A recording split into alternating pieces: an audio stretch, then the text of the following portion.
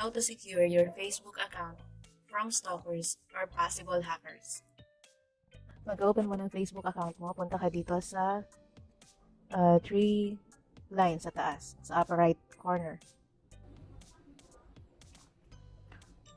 After nyan, click mo tong settings icon.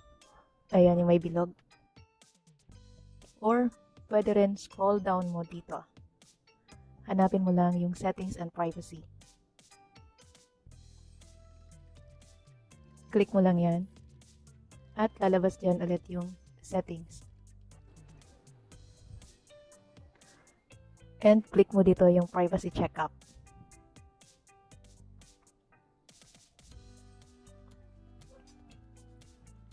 At makikita mo itong mga to. Pero sa ibang account kasi sa Facebook account ko, ganito yung setup niya. Pagka-click mo dito sa settings, scroll down mo dito, click settings and privacy.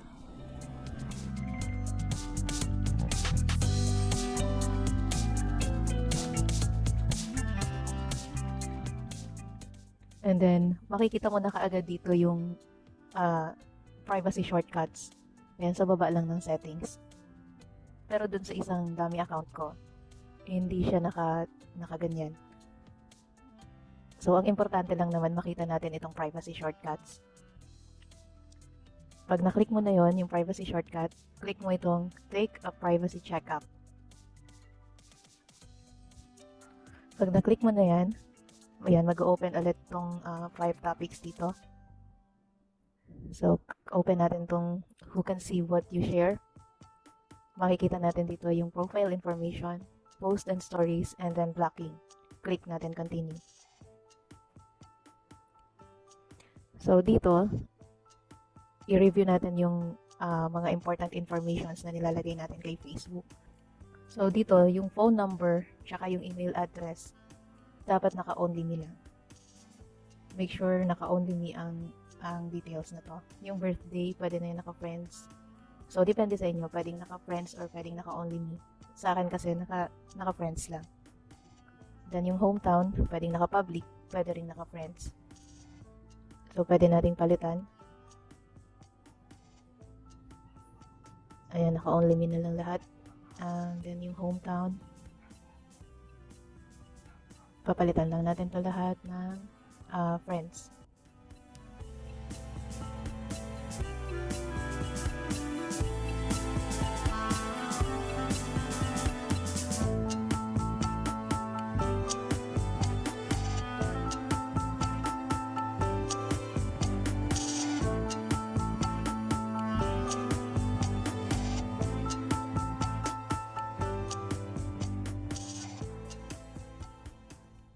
Okay. So, make sure lang na yung phone number and yung email address dapat naka-only me. Para hindi kung sino-sino yung mga nagtatry na mag-open ng account natin. Kasi pag nilagay nyo yan naka-everyone, open siya sa lahat. So, kahit sino, pwedeng i-try na i-open yung account natin. Pero kapag naka-only me na siya, wala na. Tayo na lang yung nakakakita nun. So, dito sa friends and following, who can see your friends list on your profile. So, pwedeng naka-only me or pwede namang naka-friends. Tapos, who can see the people, pages, and list you follow. So, pwede rin naka-friends or naka-only me. Depende sa inyo kung ano yung preferred nyo. And then dito, sa future post, ayan, naka-friends, stories, naka-friends din.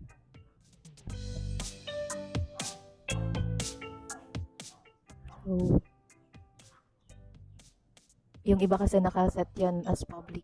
Pero sa akin kasi naka-friends na siya. Then sa stories, ganun din. So, dito naman sa limit past post. Pag kinlik nyo tong limit, lahat ng mga post nyo na naka-public, magiging friends na lang yon. So, pwede nyo i-click yan para automatic lahat ng naka-post nyo, mga previous post nyo, mga lumang post nyo, naka-limit na siya. Hindi na yon makikita ng mga stalkers. Pero yung mga friends nyo, syempre makikita pa rin kasi friends nyo sila. Dito naman sa blocking, ito kapag gusto mo mag-block ng friend. So, ito lang yung i-click mo. Click mo yung plus button. And then, pipili ka dito ng name kung sino yung gusto mong i-block. For example, ito. Magba-block tayo. For example, i-block ko yung personal account ko. Ayan, kapag nag-block tayo, hindi na natin makikita yung post niya, hindi na makikita yung mga nakatag, tapos hindi rin siya makakapag-message, hindi rin siya makakapag-send ng friend request. Siyempre, hindi mo na rin siya friend kasi binlock mo na. So, yun, you-block niya. So, after nyan, close mo lang yan. So, ayan na yung binlock natin. Kung gusto mo makita yung list, ayan. At kung gusto mo naman i-unblock na yung taong binlock mo, click mo lang tong unblock button. Okay, click mo lang unblock.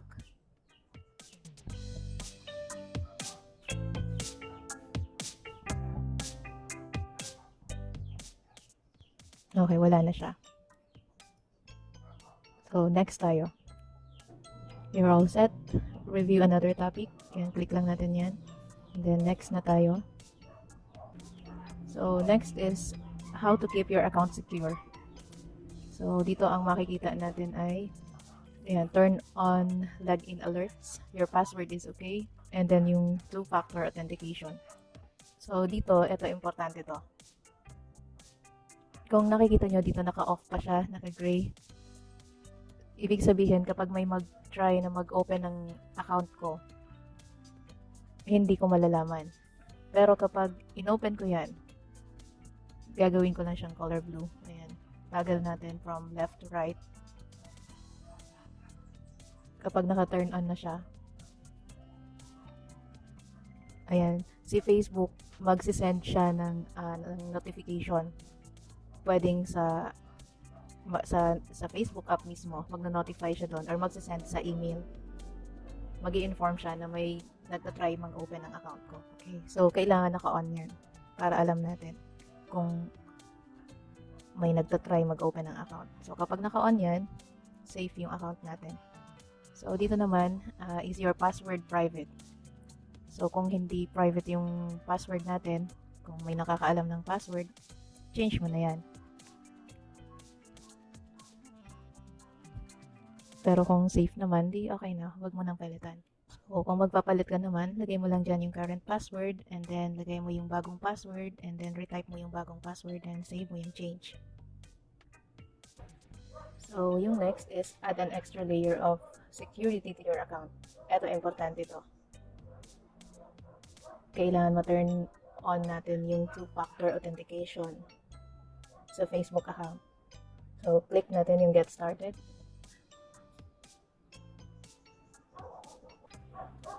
So, dito pala, pipili tayo ng security method. So, magsisend si Facebook sa inyo ng verification code. Pwedeng authentication app or pwedeng text message. Every time na magla-login kayo sa ibang computer, sa ibang device, magsisend siya ng message or ng code na ginamit nyo yung account nyo dun sa ibang device or sa ibang computer. Ganon din kapag may nag-attempt na gumamit ng Facebook account ninyo or may nag-try mag-open ng account ninyo, magsisend sa inyo ng text message or code si Facebook. So, from that, malalaman ninyo na may nagtatry na gumamit ng account nyo. Pero sa akin, ang ginamit ko kasi dito is yung SMS or text message. So, every time na may magta-try na mang-hack ng account ko, magsisend ng text message or ng code si Facebook sa cellphone number ko. So, click nyo lang to.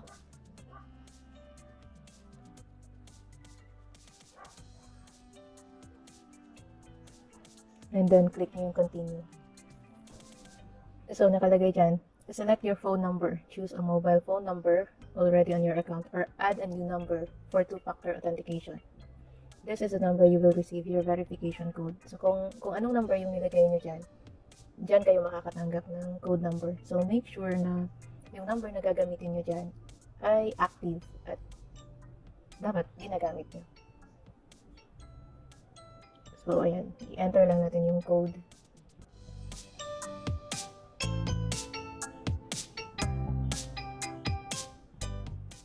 And then, click natin yung continue. So, after nun, after na ilagay natin yung code, hihingi si Facebook ng password. Input nyo lang yung password nyo. And then, antayin lang natin. Ayan, you're all set. Next, review another topic. Ayan, sabi pala niya dyan, your password is okay, login alerts are on, and then turn on two-factor authentication. So, next natin is your data settings on Facebook. How people can find you on Facebook. Makikita natin dito yung friend request, phone number, and email, and search engines. So, dito, who can send you friend request? So, pwede natin i-control yan. Kung gusto mo ba na kahit sino magsasend sa'yo ng friend request, ilagay mo dyan everyone. Pero kung gusto mo na selected lang, click mo tang friends of friends. So, depende sa'yo. Pero para maiwasan yung, diba, yung request or send ng friend request, select mo yung friend of friends. Then, dito sa mga friend request, pwede mong i-delete yan or i-confirm. So, depende sa'yo. So, eto, i-delete natin to kasi hindi ko naman yan kilala. Choose who can look you up by your phone number and email address. So, eto, ilagay mo lang dyan, only me. Para hindi kahit sino yung pwedeng maghanap sa'yo na gamit yung cellphone number mo. Kapag nilagay mo kasi dyan everyone, kahit sino, pwedeng i-check yung account mo gamit yung phone number mo.